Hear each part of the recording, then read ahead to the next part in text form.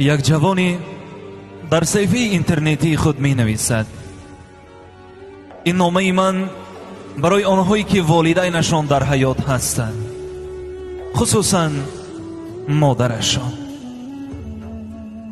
پدرم 12 سال پیش از دنیا رفتند و همان سال مادرم مرا عائله‌دار کرد. زیاده از 10 سال است که من در علاهیدگی زندگی می کنم.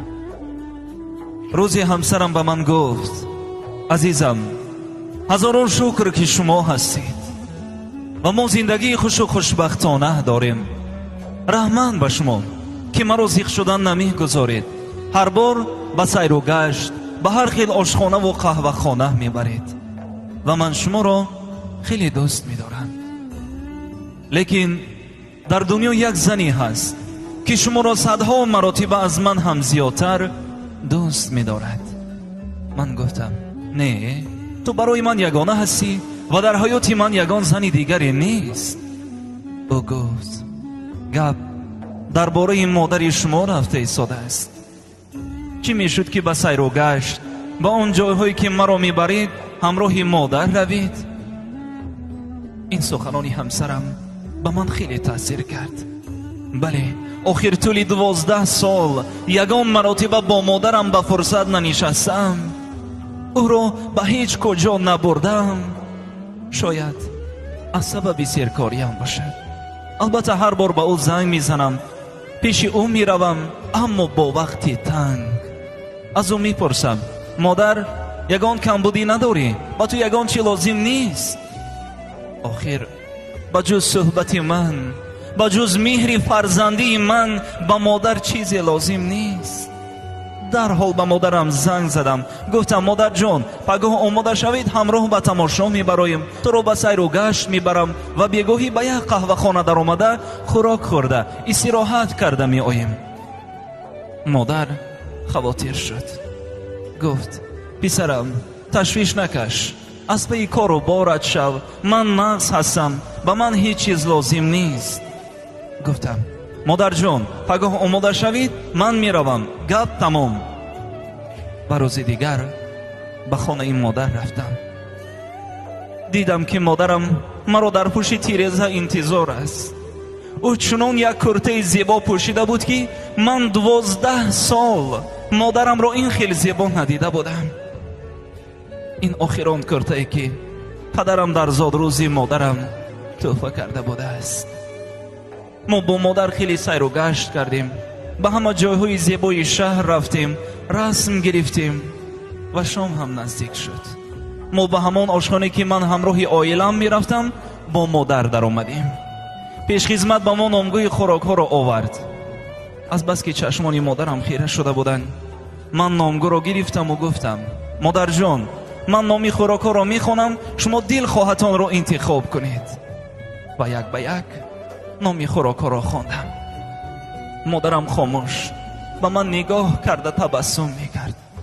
فکر کردم مادرم سیر باشد یا این خوراک ها به او معقول نشدند. مادرم گفت: میدانی پسرم، دوره های کودکی تو به یادم آمد. من هر بار تو را به همین آشخانه می آوردم و عیناً به همین میز می نشستیم. از بس که تو خرد بودی، خوانده نمی توانستی، نام خوراک ها را من می خواندم، تو انتخاب می کردی. اشک از چشمانم جاری شد. ما با مادر یک جای خوراک خوردیم. درباره شادروان پدرم درباره کودکی های من نقل کرد. مادرم گفت: پسرم، رحمت به تو، من خود را خیلی خوشبخت می حسابم زیرا چنین فرزند دارم. و گفت: پسرم، دفعه آینده من تو را همراه عائلت به اینجا تکلیف می کنم و این دفعه ضیافت از حساب من است. و تبسم کرد. من او را برده به خانه ماندم. بعد به خانه خود رفتم که همسرم گفت: سیر و گشت چه خیر شد؟ استراحت ناز گذشت؟ مادر خرسند شدند؟ گفتم: رحمت به تو همسری عزیزم، اگر تو مرا هشدار نمی کردی و به من همین مصلحت را نمی دادی، من خود با تشویش کار و باری حیات آواره شده به مادرم اهمیت هم نمی دادم. از بین ماهی نگذشته مادرم از عالم درگذشت. چنان غم و غصه مرا فراگیر شد که گویا زمین و آسمان به همدیگر برخورده باشند. فکر کردم مرگ مادر برای من جزایی بود که او را در حیات قدر نکردم. شب و روز فکر میکردم که یگان لحظه را به یاد دارم که کمی هم باشد به دلم تسکین بخشد. همان لحظه که با مادر نشسته خوراک شام خورده بودیم به یادم آمد که گفته بود رحمت به تو پسرم، من از تو راضی هستم، از تو راضی هستم. انا همین سخن مادر به من صبر و تمکین بخشید. دیری نگذشته از همان آشانه که من همراهی مادر نشسته بودیم یک کاغذی آمد که نوشته شده بود پسرم، من از تو روسی به این آشخانه آمده برای یک خوراک شام مبلغ داده آمدم. اگر من ناگاه از دنیا گذشته مانم تو همراهی همسرت به اینجا بیا و رحمت به همسری تو که به من این شام ناتکرار را تحفه کرد. بیچاره مادر در لحظه های آخرین حیات خود هم به وعده خود وفا کرد.